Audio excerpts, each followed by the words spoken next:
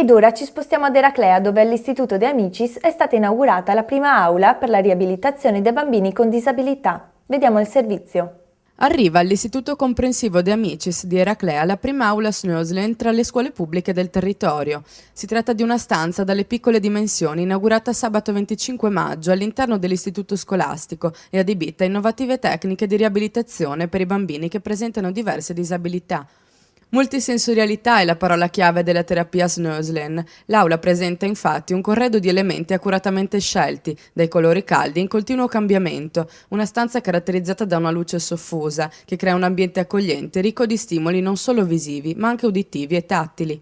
Queste stanze, questi spazi e percorsi che vanno sotto questo nome un po' particolare di Snöslen, sono legati a una metodologia messa a punto da alcuni terapisti olandesi ormai una trentina di anni fa. L'idea di fondo è quella di creare uno spazio accogliente dove le persone con deficit e difficoltà intellettivo possono interagire con uno spazio raccolto dove ci sono strumenti con i quali si possono relazionare attraverso anche delle attività molto semplici e che in generale migliorano la qualità della loro vita sia nelle strutture sia, come nel caso di Eraclea, nella scuola. La funzione dell'aula è di applicare le nuove terapie rieducative e riabilitative per i bambini che presentano problematiche di disabilità, tentando di sostituire finché possibile i farmaci e comprendere la cura multisensoriale all'interno del percorso di formazione obbligatorio. L'idea di fare questa stanza nell'istituto comprensivo è nata dall'incontro che io ho avuto con il professor Fanchiotti, che tramite lui sono venuta a conoscenza della progettazione di questa stanza e ho capito il valore che poteva avere per i bambini disabili, ma comunque per tutti i bambini iperattivi in difficoltà, che possono trovare appunto all'interno della stanza delle stimolazioni adatte per poter migliorare la loro comunicazione e la loro sensibilità.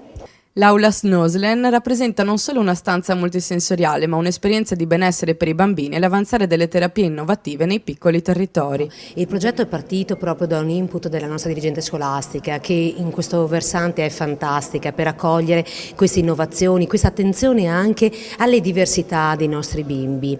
È un potenziale enorme, io ne sono particolarmente orgogliosa, ho avuto la fortuna di seguire dall'inizio, dalla progettazione, conoscendo anche quelli che oggi sono i relatori di questa giornata, persone di particolare spicco, di particolare anche importanza, dei luminari nel campo della terapia, del dolore, dell'ingegneria in genere, quindi veramente un onore molto molto importante qui ad Eraclea.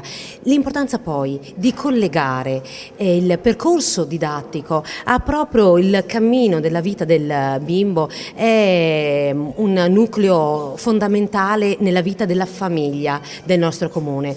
Ecco perché proprio abbiamo accompagnato anche la costruzione, la progettazione e adesso l'inaugurazione di questa sala che ci rende particolarmente orgogliosi. È la prima nel territorio veneto, quindi mi auguro che sia anche da capofila e di input per numerosi altri istituti comprensivi del territorio, perché lo considero uno strumento fondamentale per la crescita non solo dell'ambiente scolastico, ma quello proprio del territorio in genere.